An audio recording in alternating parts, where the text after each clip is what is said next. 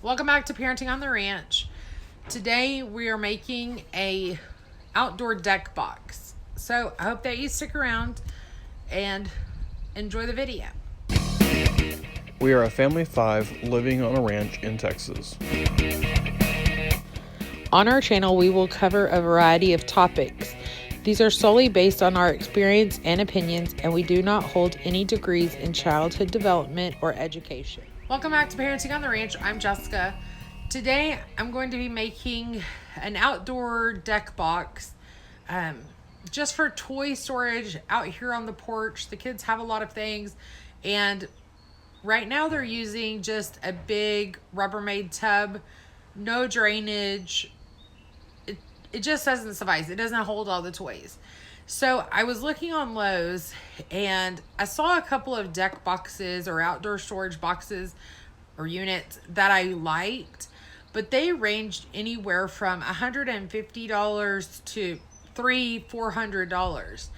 I think that's a little bit much for what I want when I could build my own just with some scrap lumber I have laying around, get the product that I want, and it only cost me approximately probably $50 if I had to go and buy all the wood. So I do have scrap wood. We do have a workshop. I do have scrap wood laying around, anywhere from the kids' bed that I took apart when I changed their bed into metal. What is this? Into metal bunk beds. I also have scraps laying around from the playground that we just built. So I'm going to take all those things and see what I can MacGyver into a wood deck box. Then all I'll have to do is paint it, maybe silicone up each piece of wood. I would make it out of just plain plywood, but I want it to be extra sturdy because the kids are going to get in and out of it. I'll probably have to go, once I get it all built and figure out how I'm going to get the lid, then I will go to Lowe's and figure out some kind of hinge system for a lid. But all in all I need it for is somewhere that all the toys can fit without it just overflowing the top of the bucket. Okay, so here is all the scrap wood that I have. It's parts of a bed, playground, all of this is parts of the kids' bed that we took apart. So I'm going to take these and turn them into a play box. There we go. So I'm going to take these and turn them into a play box. There we go. Okay, so here is all the scrap wood that I have.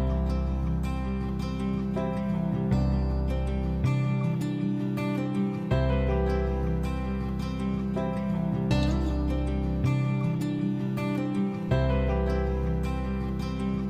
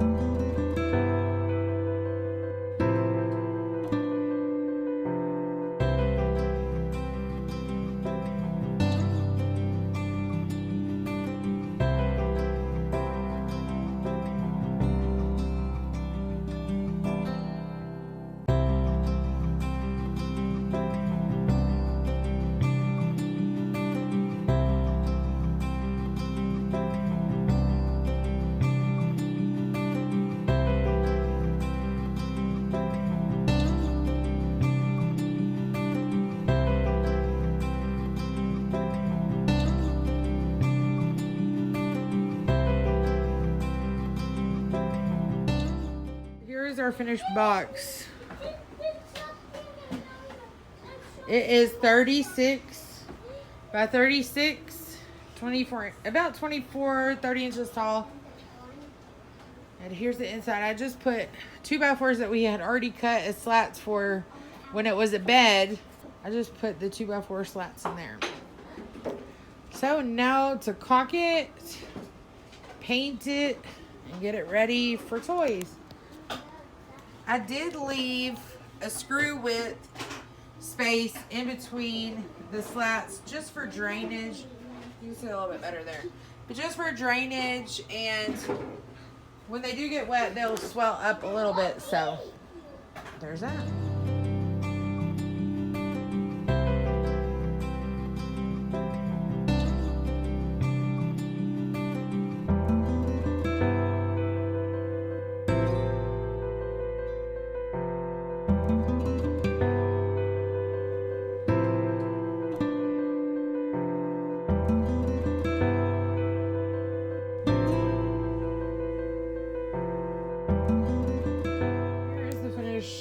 Product of caulking the outside. I just want to make sure that the water is tight, so the space in between the boards is caulked really well. And now we get to do the inside. So one part is going to be really fun because there is a big hole in there, so we're going to try to caulk that. Now I am using Alex Plus. It's all-purpose acrylic latex caulk plus silicone. It's 40 years warranty on it, or well, 40 years that it will be sustainable. This one is great. I got this one because in 30 minutes it's actually ready to be painted, and it will withstand doing that. It's easy cleanup, no odor at all, even though I'm doing it outside, and it really doesn't shrink by putting it in. So that's what we got. And I probably used about a half of those. I bought two. I probably really only need one, but we'll see from there. So I'm gonna start the inside now. So in this next part, this is what I'm gonna be using. We have a big 2-gallon bucket of this Bullseye 2 multi-purpose primer and sealant.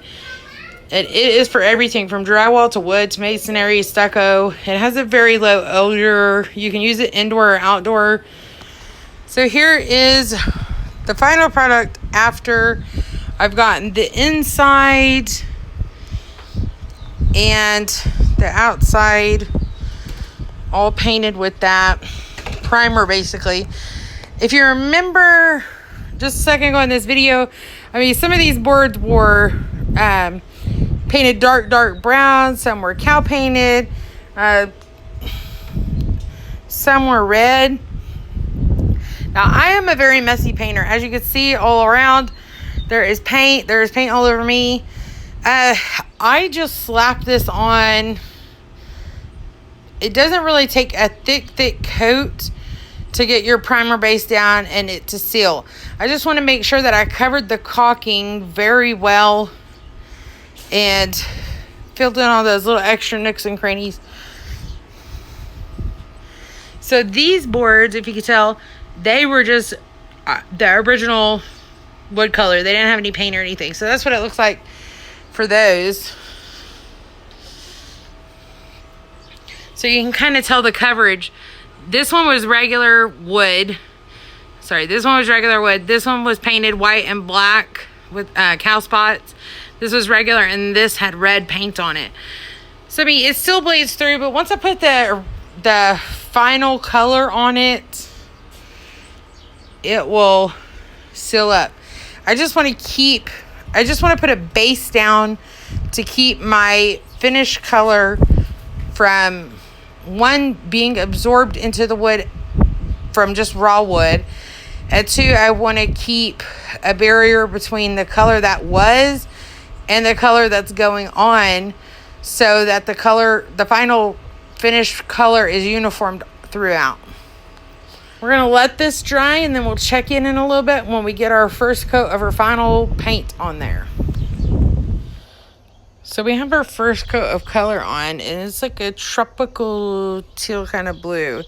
You can still see the white showing through some. So I'm just going to go ahead and slap a second coat on this and see what it turns out to look like. The second coat should go faster than the first.